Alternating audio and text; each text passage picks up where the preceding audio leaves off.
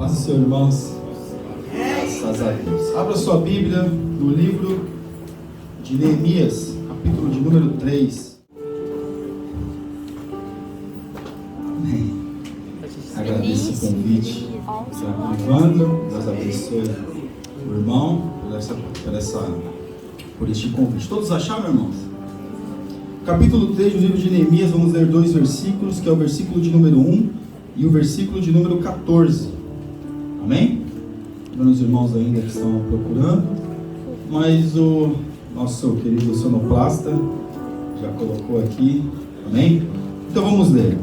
Capítulo 3, versículo de número 1 diz assim: E levantou-se Eliasibe, o sumo sacerdote, com os seus irmãos, os sacerdotes, edificaram a porta do gado, ao qual consagraram, e levantaram as suas portas, e até a torre de Meá consagraram, e até a torre de Ananel. Versículo 14: E a porta do monturo reparou Malquias, filho de Recabe, maioral do distrito de Bet-Acarém. Este a edificou e levantou as portas com as suas fechaduras e os seus ferrolhos. Amém? Podeis aceitar em nome de Jesus. Graças a Deus.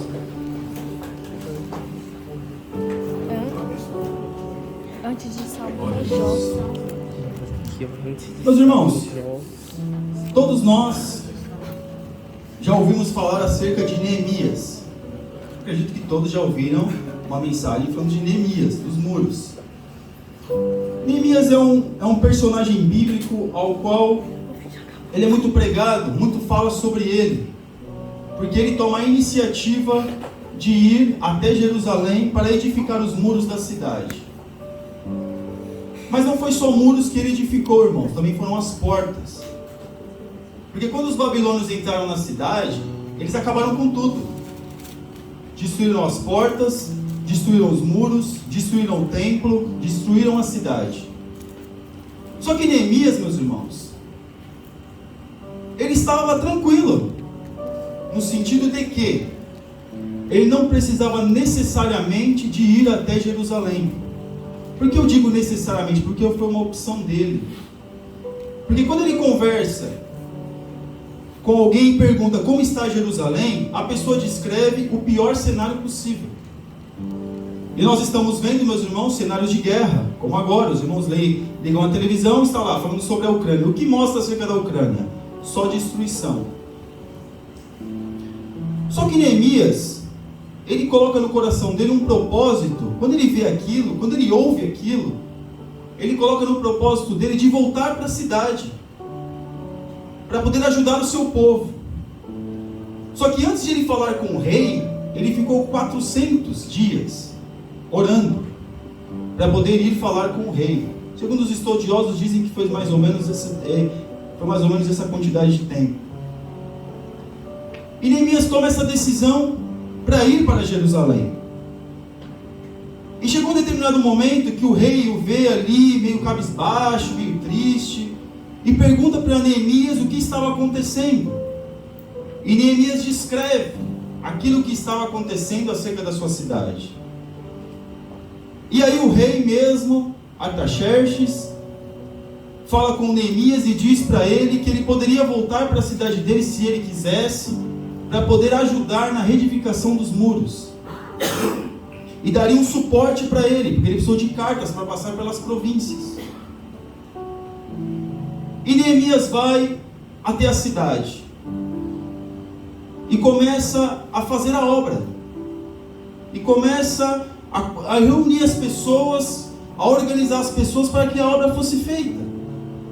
E muitas pessoas se disponibilizaram a ajudar nessa obra. E nós vemos aqui, quando mostra alguns nomes aqui, é porque havia um revezamento. Porque eles reergueram os muros em 50 dias. E as portas também. Só que quando nós começamos a olhar, meus irmãos, há um tempo atrás, o porquê que isso aconteceu com a cidade? Por que a cidade ficou nesse cenário horrível e terrível de guerra? E nós vemos um Deus misericordioso, irmãos. Mas um Deus misericordioso em meio à guerra? Sim. Um Deus misericordioso que se manifesta no meio da guerra, no meio da destruição. Porque se nós começarmos a pegar a história de Israel, ou aqui Jerusalém, o Reino do Sul, nós vamos perceber que Deus estava falando com aquele povo sempre a mesma coisa. Porque eles não aprenderam com o erro dos seus co-irmãos, que era o Reino do Norte, que tinha sido levado cativo pela Síria, aproximadamente 100 anos antes. E eles viram toda a destruição, tudo aquilo que aconteceu ali com Israel. Eles cometeram o mesmo erro, mesmo vendo tudo aquilo que já tinha acontecido com Israel. E eles começam a cometer o mesmo erro. Qual que era o erro? Idolatria. Qual que era o erro? Desobediência.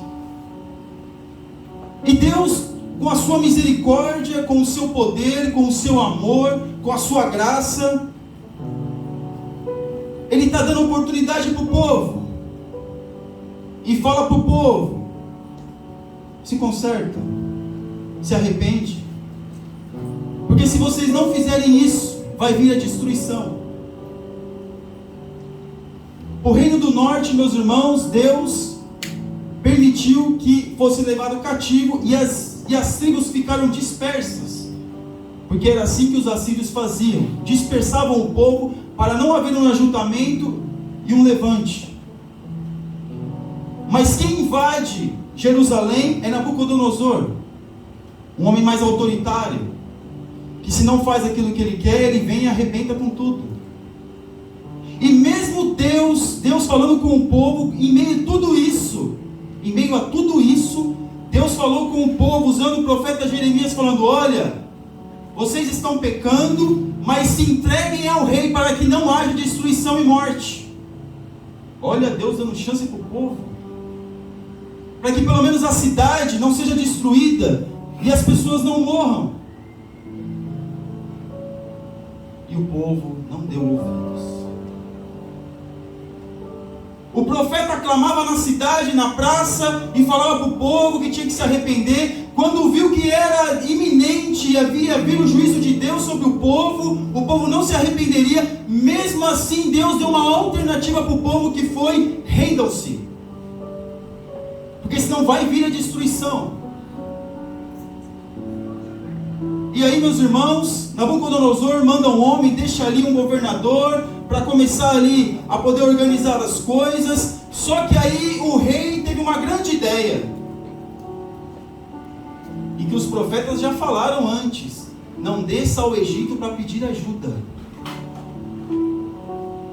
Parece que o povo fez tudo ao contrário daquilo que Deus estava mandando. Deus falava uma coisa, eles faziam outra. Deus estava falando para eles fazer assim, mas eles faziam de outro jeito. E mais, enquanto o profeta Jeremias clamava, falava com o povo, que é tido como o profeta chorão, chorava, jejuava. Se nós lemos lá, meus irmãos, Lamentações de Jeremias, nós vamos ver o estado do profeta quando ele começa a orar pelo povo. Mas o povo não se arrepende. E aí, Jeremias lá pregando, começa a se levantar os falsos profetas e dizendo: olha, não, haverá o cativeiro sim, mas vai ser apenas por 2 anos. O profeta Ananias estava falando para Jeremias ali: vai ser por 2 anos. Jeremias o repreende, logo alguns dias depois ele morre. Mas mesmo assim o povo não dá ouvido. E quando Jeremias fala para o rei: olha, se renda, o rei não se rende, ainda procura ajuda para o Egito. O Egito vem, é derrotado, Nabucodonosor também destrói. E aí Nabucodonosor fala: é assim, então vou destruir tudo. E Nabucodonosor, quando entra na cidade, não queria mais conversa. Era para arrebentar com tudo. Aleluia. Mas aí como é que nós vamos enxergar isso? Vai dizer: mas espera aí, irmão, como é que Deus se manifesta nisso? Porque Deus está dando oportunidade para o povo. Mas o povo não ouve. O profeta está clamando, falando o povo prefere ouvir os falsos profetas. Porque o falso profeta, ele não confronta, ele concorda com o pecado alheio. O falso profeta, meus irmãos, ele fala aquilo que nós queremos ouvir. Mesmo que minha vida esteja afundada no lamaçal do pecado. Porque ouvir a verdade, como nós estávamos aprendendo hoje de manhã, não é fácil. Mas o povo mesmo assim não se rende. Nabucodonosor entra na cidade com as suas tropas, destrói o templo, destrói os muros, destrói as portas. Quando ele descreve as portas estavam com fogo, estava tudo destruído, irmãos. Uma cidade arruinada, uma cidade devastada. E aí, Nabucodonosor leva aquilo que é de melhor do povo para o seu palácio, e as outras pessoas que não eram tão influentes, pessoas com mais idade, pessoas doentes, para não dar muito trabalho, ele foi deixando para trás. E aí nós vemos, meus irmãos, como que Deus faz as coisas. Porque Deus deu oportunidade para aquele povo, e não foi 1 ou 2 dias, foram muitos anos, foram gerações, Deus falando por gerações para aquele povo. Arrependam-se, consertam-se, para com idolatria, volta para mim, adora a mim. Deus falando com o povo. Deus fala com os reis. Mas às vezes, ou muitas delas, é muito difícil nós acatarmos aquilo que o Deus Todo-Poderoso manda nós fazermos. Porque quando Deus fala alguma coisa para nós, Ele quer de nós uma mudança de atitude da nossa parte.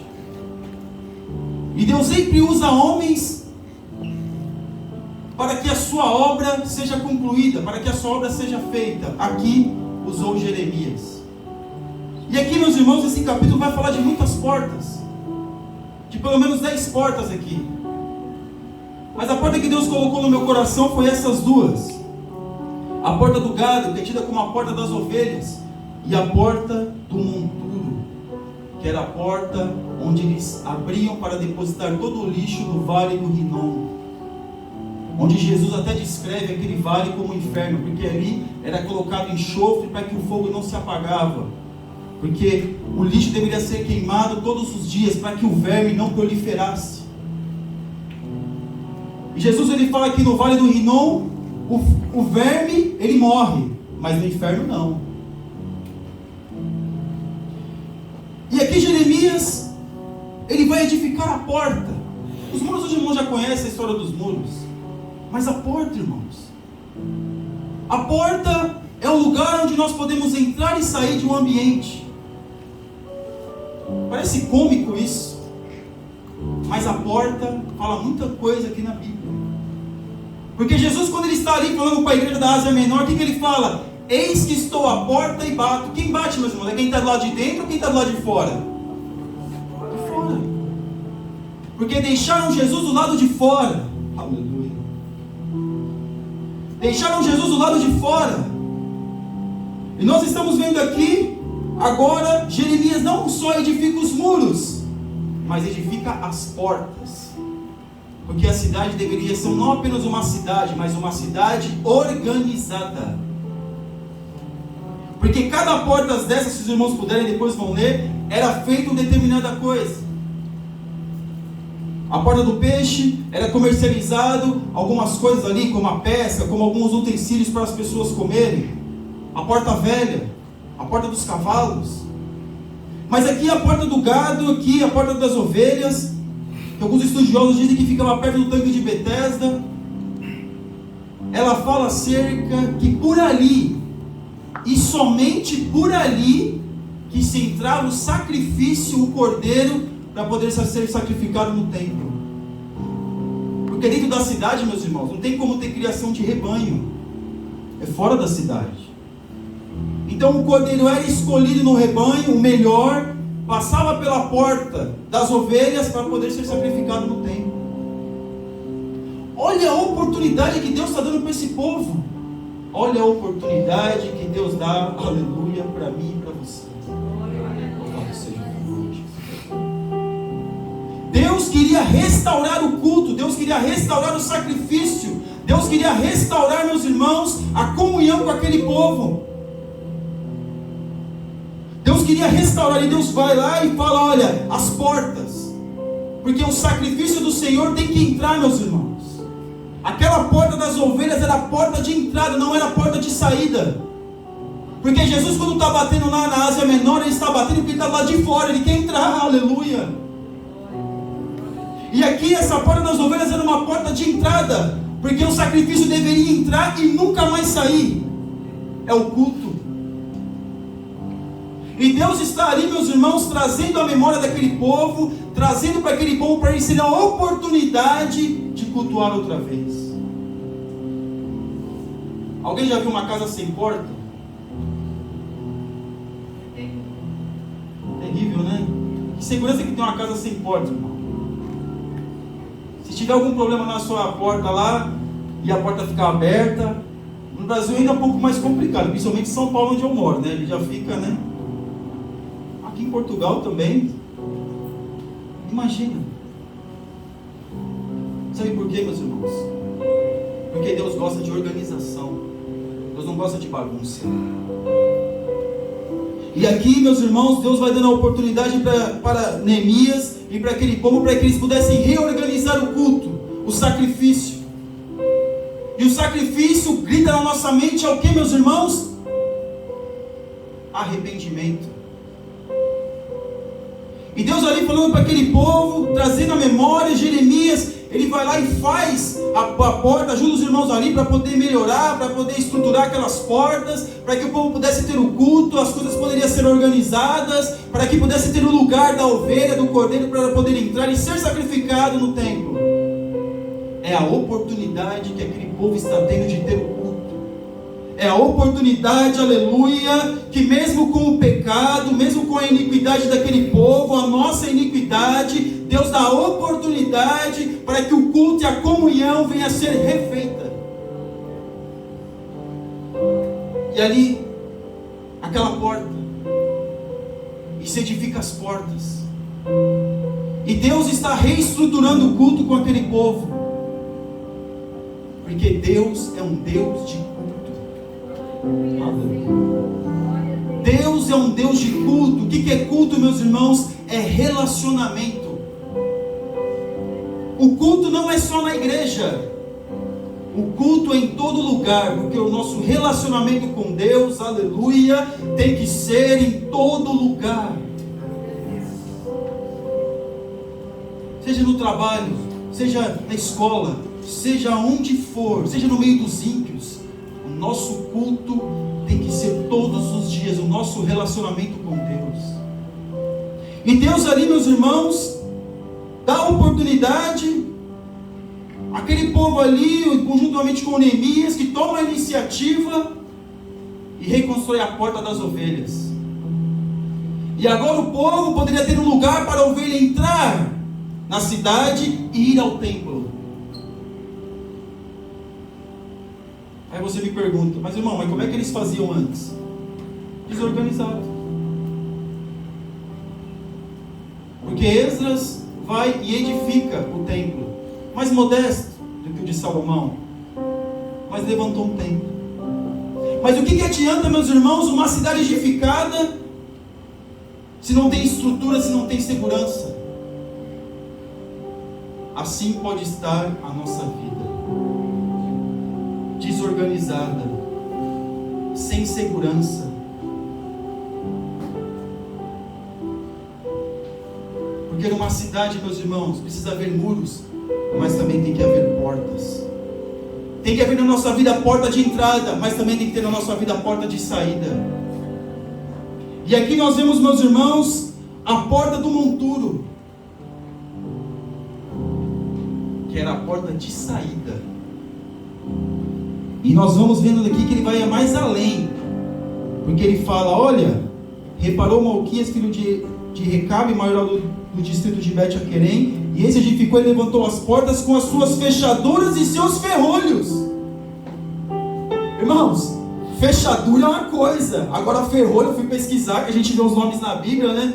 O que é esse negócio aí? Quando eu vim ver ferrolho, É uma tranca enorme. Porque o lixo que foi depositado lá no Vale do Rinom não deveria entrar mais, porque a fechadura estava do lado de dentro, não do lado de fora. Aquela porta ali do monturo era uma porta de saída tudo aquilo que era o lixo, desculpa a expressão, mas é essa mesmo, de tudo aquilo que era feito ali de lixo, ali em Jerusalém. Devia ser tudo aquilo que saía, devia sair por aquela porta e ser colocado no Vale de Rinom para ser incinerado.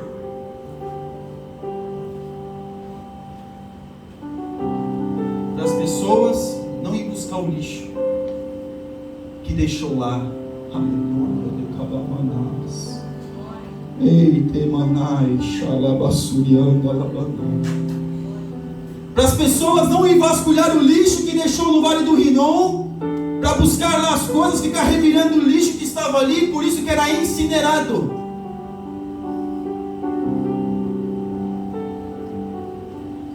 Oh, meu Deus. Os cadáveres, pessoas que não era justa enterrar em Jerusalém, o resto de tudo, meus irmãos, era levado para o Vale do Rinom. Mas tinha que ser aquela porta do monturo. Mas por que ele se preocupou com essa porta, irmão? Por que Deus vai se preocupar com a porta do lixo? Por que Jeremias vai se atentar a perder tempo, vamos dizer assim, se fosse na minha linguagem, seria perder tempo, com a porta do lixo? Já viu, meus irmãos, aquelas lixeiras, não sei como é que é o nome aqui que fala, lixeira mesmo? Contentor. Quando está com aquele lixo tudo desarrumado, o que acontece? É lixo para todo lado, irmão. No Brasil, às vezes tem as lixeiras lá de fora das casas, e aí as pessoas, os vândalos vão lá, destroem a lixeira, aí fica aquele, aí o cachorro vem, come, rasga tudo, e fica uma coisa... Mas nós vemos aqui que esse lixo, que não presta, é lixo. O que não vale nada é lixo. Aonde eu trabalho, o Ed Carlos também vai ter a oportunidade de trabalhar também, fazendo essa tarefa, num navio cheio de lixo. Mas lixo que vem em blocos. Tem, se não me engano, do navio da Holanda. É um cheiro insuportável, meus irmãos. Mas tem que ficar lá, é o trabalho. Alguém tem que fazer o trabalho.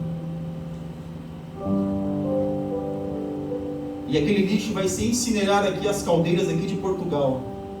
Das empresas, provavelmente siderúrgicas, né? Aqui de Portugal.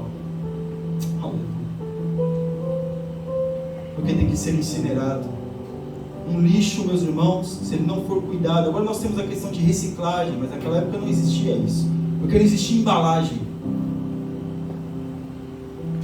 O lixo deveria ser incinerado, para as pessoas não ir vasculhar o seu lixo. Aí eu trago para nós, meus irmãos, pela autoridade do Espírito Santo, e começamos a meditar nessa porta, e vemos quão importante essa porta é. Porque o lixo era porta de saída e não porta de entrada. O lixo deveria sair para nunca mais voltar. O cordeiro deveria entrar para nunca mais sair. Aleluia. E quantos de nós hoje, meus irmãos, temos armazenado lixo? Desculpa a expressão, mas é essa mesmo, para ficar, para não usar palavras difíceis. Dentro da nossa vida. E o cordeiro quer entrar, mas não consegue entrar porque está cheio de lixo. É verdade. Porque está desorganizado. E depois, quando deixa o lixo lá, aí, olha, meu Deus, porque tinha que ter tranca na porta, meus irmãos. A tranca tinha que estar na porta. Deixou o lixo lá, trancou a porta, ninguém mais vai buscar nada. Deixa incinerar lá no enxofre. Porque senão as pessoas, na calada da noite, poderiam querer abrir a porta e buscar o seu lixo. É o pecado.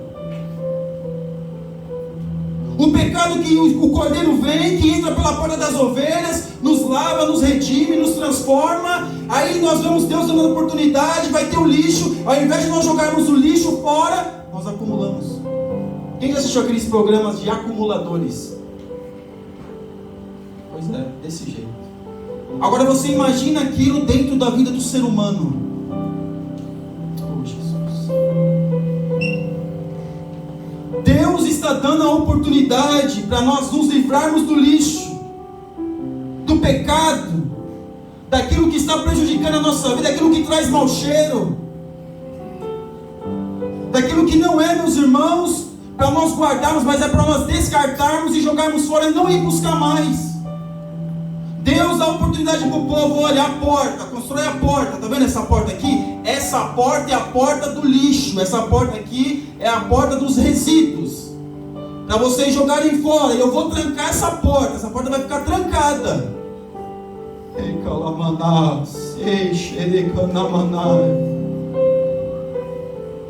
Porque muitos de nós, meus irmãos, Deus nos liberta, Deus nos transforma, e aí a gente fica na nossa vida, um dia ou outro, vasculhando os nossos resíduos para ver se encontra alguma coisa para se aproveitar. Por isso que aqueles resíduos tinha que ser incinerado constantemente. Aí, meus irmãos, nós fazemos uma pergunta para nós: quantos de nós, aleluia, Deus já nos libertou, Deus já nos transformou, quantos de nós, da porta das ovelhas, Jesus bateu na porta lá, e você permitiu que Ele entrasse, Ele fez a obra, mas quantos estão fechando essa porta? E estão trancando também a porta do monturo, para não levar aquilo que deveria levar para o vale de Rinom. Quantos de nós, meus irmãos, estamos nessa situação? Quantos de nós estamos vivendo essa história? Porque nós vemos aqui um Deus de oportunidade. Um Deus de oportunidade. O povo peca, Deus restaura. O povo peca, Deus restaura. O povo peca, Deus restaura. O povo peca, Deus restaura. Mas aí nós vemos que Deus às vezes organiza a cidade. Deus organiza a cidade para que o povo não voltasse atrás. Não deveria voltar atrás. É resíduo, não serve. E aí nós ficamos assim: poxa, mas irmão, mas qual que é? O que eu tenho de resíduo que não presta dentro da minha vida? Você sabe. A pessoa, quando tem a sua casa, meus irmãos, sabe de diferenciar o que é lixo, o que é resíduo e o que não é.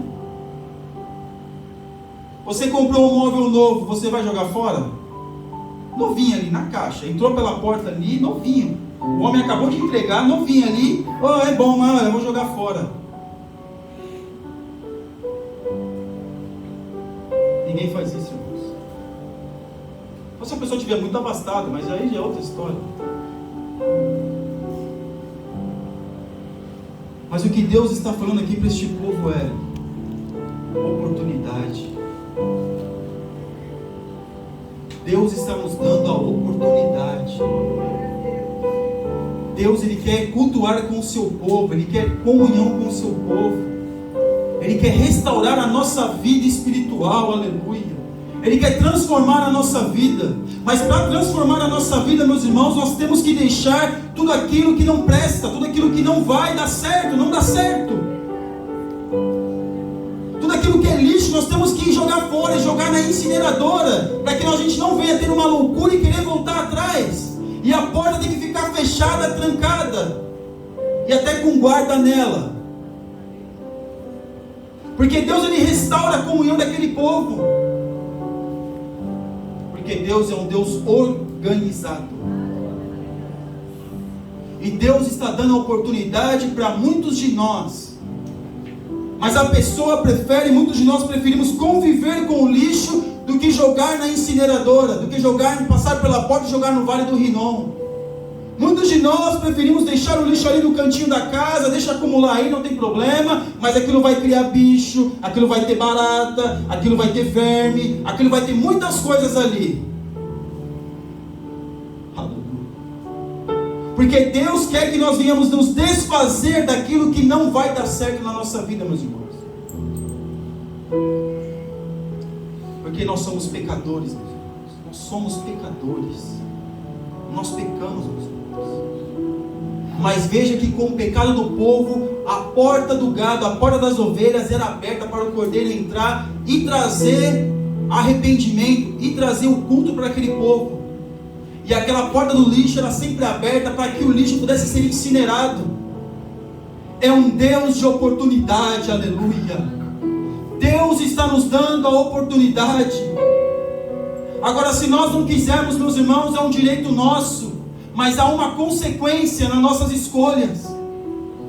Deus está falando: olha, eu estou te dando oportunidade, eu estou te dando oportunidade, eu estou dando oportunidade, eu estou dando oportunidade. Se conserta, aleluia, se renove, me cultue. Mas muitas das vezes a gente prefere ficar, meus irmãos, com o lixo acumulado, ao invés de levar para ser incinerado. E Deus está falando conosco: olha, se conserte, olha, eu tenho uma obra na sua vida. Mas aí nós ficamos o que, meus irmãos? Ouvindo os falsos profetas. O falso profeta diz assim: não tem problema, não tem problema não, é assim mesmo, a vida é assim. E o profeta Jeremias: se conserte.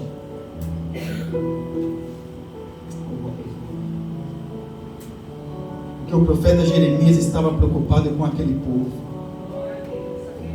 Nós não sabemos, meus irmãos, nada sobre o dia que vai findar a nossa existência. Nós não sabemos. E Deus está falando conosco: joga esse lixo fora. Joga tudo aquilo que não presta fora, porque é lixo, não serve para nada. Porque o lixo deles, meus irmãos, sabe o que era o lixo deles? Era cadáver de animais. O animal morria, eram pessoas injustas, que eles tinham a lei deles, que não podiam enterrar pessoas injustas dentro da cidade. Era resto.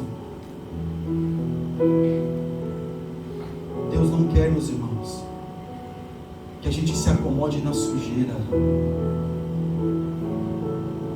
Deus não quer, meus irmãos, que nós nos acomodemos na sujeira, a sujeira do pecado. Mas o Deus é um Deus misericordioso, que nos dá a oportunidade, meus irmãos, para nós termos uma comunhão, ter um culto com Ele. Mas para isso, meus irmãos, o cordeiro que entra pela porta das ovelhas, ele tem que entrar, ele tem que surtir efeito na nossa vida. Porque apenas ver o cordeiro entrar e ser sacrificado, se não houver um sentimento de arrependimento, não faz sentido. Porque Deus é um Deus de comunhão. Eu estou terminando. Deus quer limpar a sua vida. E Deus tem te dado chance. Quantas oportunidades. Aí vem o falso profeta e diz: o cair é do homem, o levantar é de Deus. Com certeza, meus irmãos. Mas não é assim que se interpreta o texto. Nós temos que estar com o coração aberto e contrito, e falar com Deus e falar: Senhor, me perdoe, eu quero me livrar disso. Mas muitas vezes eu não consigo. Eu não consigo me livrar disso. Eu não consigo me livrar da fofoca, eu não consigo me livrar da mentira, eu não consigo me livrar de tantos outros pecados, eu não consigo. Temos que ser honestos com Deus. Porque Deus, Ele quer, meus irmãos, tirar a sujeira que é o pecado que está dentro de nós. Hoje nós aprendemos acerca da mentira. Tem pessoas que convivem com a mentira. É um hábito dela mentir. Porque falar a verdade dá trabalho, irmão. Falar a verdade dá trabalho. Ser honesto dá trabalho. Comprar e pagar dá trabalho, irmão. E Deus dando oportunidade para nós. E Deus dando oportunidade para o povo. E Deus dá oportunidade para mim e para você hoje. Se liberte dessa sujeira. Se liberte disso. Porque senão, ao invés de só o seu lixo ser incinerado, vai você e o seu lixo, meu irmão, minha irmã, ou nós que estivermos fazendo qualquer coisa, para lá, para o Vale do Rinom. Porque Jesus descreve o Vale do Rinom como um inferno. Se tem muitas pessoas que não creem no inferno, acreditam no inferno, pode deixar de acreditar. Mas o inferno existe mesmo que eles não acreditem. Porque haverá um grande dia, meus irmãos, que ao invés de só o lixo ou só a sujeira ser levada para ser incinerado, vai a pessoa e a sujeira, porque vai ser um cadáver, ele vai ser um cadáver injusto e vai ser levado para ser incinerado, porque é assim que eles faziam. Então nessa manhã saiba que Deus se manifesta na guerra, que Deus se manifesta na prova, e que Deus se manifesta até quando nós, meus irmãos, cometemos pecado, porque Deus se manifesta para nos dar a oportunidade de nós nos redimirmos. Amém? Deus abençoe os irmãos e assim agradeça a oportunidade de Deus.